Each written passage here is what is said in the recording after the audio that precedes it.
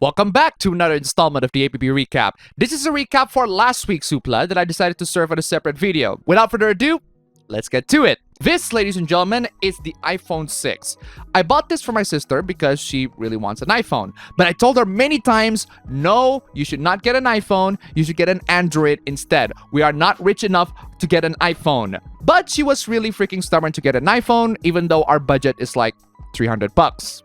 She wants a new iPhone for 300 bucks. There's no such thing. So I decided to get her a used iPhone, which thankfully costs less than 300 bucks. I mean, this iPhone is so old, it still has the headphone jack. This used iPhone broke after 6 months. I still have the corpse. This, ladies and gentlemen, is why I prefer Android. They are cheaper, offers great bang for the buck, allows you to copy files and folders in and out of computers without some crappy freaking software, and it even lets me to read manga using apps that are not available in the App Store, like Tachiyomi. Since I live in Indonesia, the amount of people who uses iPhones are much less compared to the Android users, and this is true to the Zoomers as well. This doesn't apply to the Americans, however, filthy rich as they are. Zoomers who own an Android have lost track of how many times they've been bullied for not having an iPhone. That's right, ladies and gentlemen. Zoomers are getting bullied for owning an Android in America. They are being bullied for not only being poor, but also being smart with their money. An iPhone 14 can cost about 800 bucks for the 128 gig model. Granted, you can pay for these phones monthly, but if you are actually smart with your money, you're better off getting with the Samsung A53, which you can get for a little more than half the price.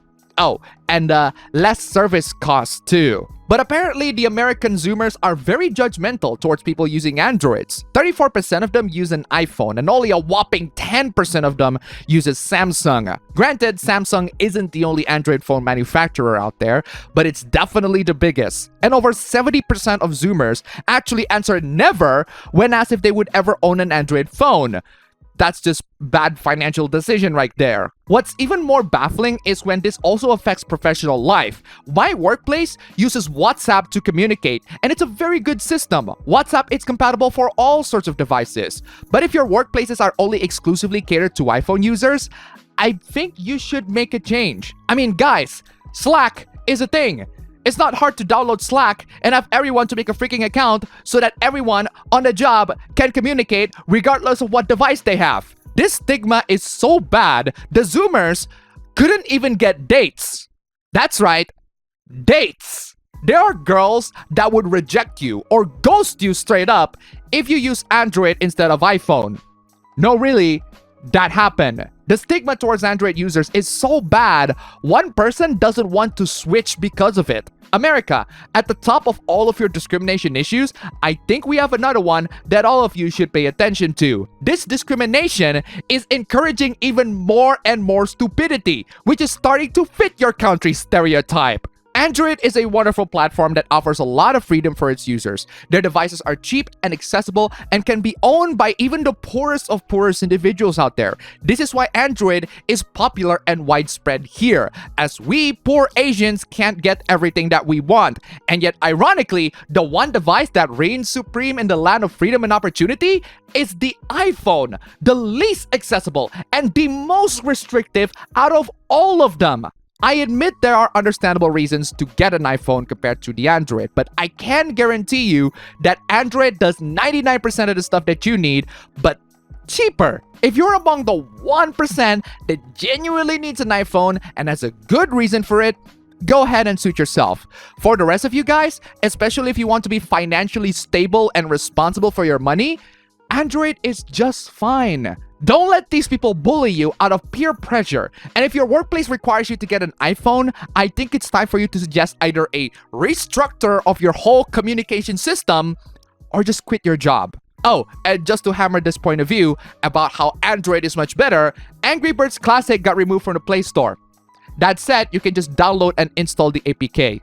No restrictions. Android wins. Waltham Police apparently found 2 knives and a large amount of cannabis was found. As in weed. Then the police decided to show the cannabis in public and... when the police chief asks you to get some dirt on these bad guys, I don't think this is what they meant. Seriously, look up how a bag of weeds actually look and compare it to, this. It's like if the police officers just took a plastic bag and filled it with some dried grass that they found around the area. This has gotten so ridiculous to the point where democracy has manifested with the ludicrous amounts of replies and quote tweets overtaking the likes. Seriously, the ratio is manifested democracy. Gentlemen, this is Democracy Manifest. It's quite typical for radical feminists to blame men for all sorts of tragedies in the world. Though it's even funnier when they suggest that not only that men are the cause of all the problems in the world, but that they can be fixed. And this, ladies, is why you should protect yourselves. Pepper sprays, tasers, and if your country allows it, guns. Basically, all sorts of means to protect yourself. What's the alternative? Or just raise men to not be predators towards females, and none of us would have to carry lethal weapons. Yeah, what about the men that are already raised to think the contrary? Should we just put our hands in front of them and tell them, men, stop attacking? Men, stop attacking. You guys should just instead attack the subscribe button on the APB show channel, where I have loads and loads more content like this being delivered to you all alongside a Q&A session where I answer all of your questions live. Seriously, go check it out. And also for this channel as well. Click the like and subscribe button. Seriously. Keanu Reeves is one of the most wholesome and beloved actors out there, but that doesn't mean he didn't get some haters. One of his haters have really bizarre reasons to hate him. This hater, for example, hates Keanu Reeves because he's a makeup-wearing salesman. You mean an actor. You don't like an actor because he's acting. Dumbass. Violence isn't sexy, death isn't sexy, and karma won't get you. You do realize that Keanu is an actor and he's playing a character in a fictional setting, right? Keanu, try selling truth! I'm pretty sure he already does by showing to the whole world that he's just a freaking actor. Also, bizarrely, this person says that Keanu would totally crap himself if anyone actually tries to kill him, let alone thousands of evil hitmen. This person clearly didn't know that Keanu was genuinely trained to shoot and fight. He clearly knows his stuff. I wouldn't fight him in real life. His actions are making movie after movie after movie of mass murder that shows no actual real consequences.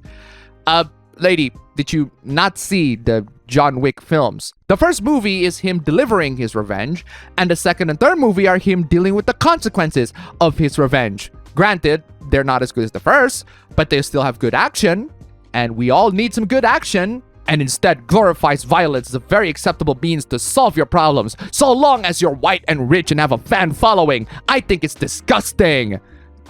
Okay then. Well, I think this lady's gonna have a curveball by the time she watches The Equalizer, which stars Denzel Washington, and also uses violence to solve problems. Seriously, go watch that movie. Haven't seen the sequel though, need to check that one out myself. I don't understand why this pops up in my timeline again, but I might as well address it once at least. So there's this image talking about 3 children who are fighting over a flute.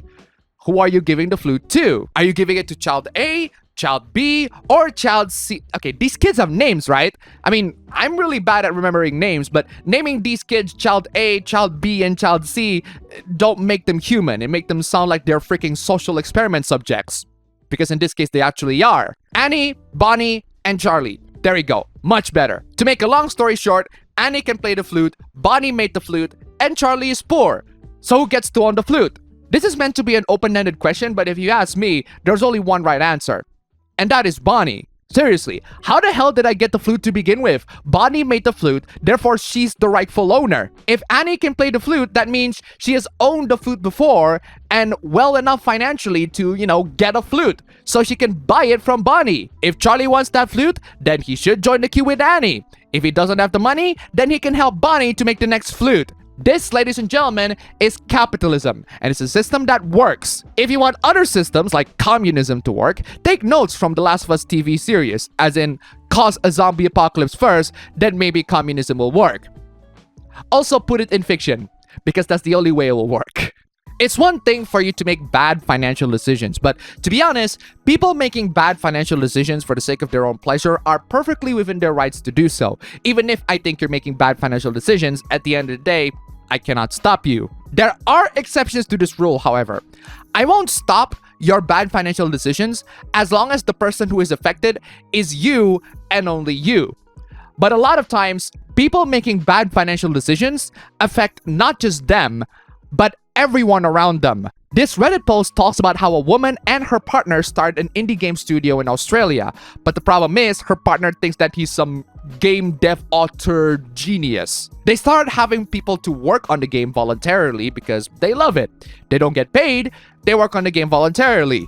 Good for you for passionately pursuing your hobbies, but you're gonna need cash eventually. The thing is, her partner lives with his parents, which is perfectly fine if it's to save money, but he also works in a minimum wage job, which is gonna be a problem for the next part. He rented out a $1,500 a month office for everyone, which is apparently paid by him, the OP, and 2 other co-founders paying for them with government subsidy money because they have no jobs. Yeah, do you see why I don't like people making bad financial decisions? A lot of times, bad financial decisions have a collateral damage to the completely innocent people surrounding them. But it gets worse. He paid over $5,000 on giant anime figurines, $1,000 on manga, $500 on cool lighting, about $7,000 were spent for decorating the office. Not to mention, they also need to pay a monthly subscription for the softwares that they use to develop the games. And again, he's living minimum wage. How can he get the money to afford all of that stuff?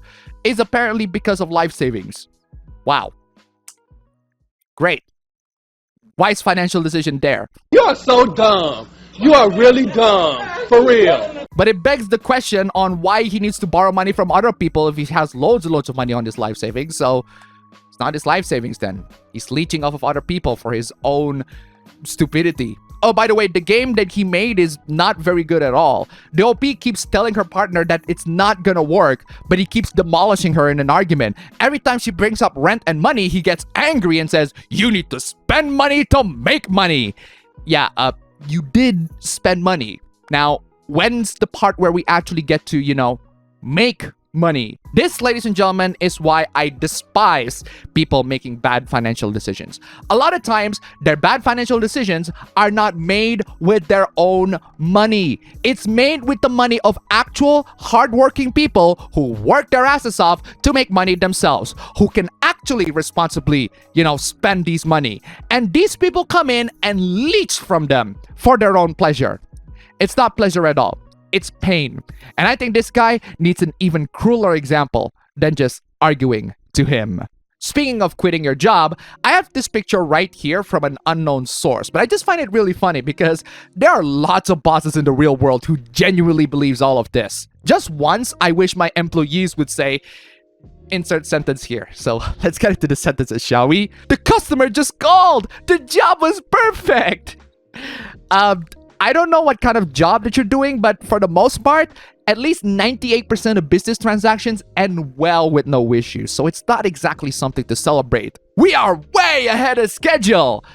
If you can't organize your employees to work better so that they can get ahead of schedule, I think that's on you. I canceled my vacation plans. I'd rather be at work!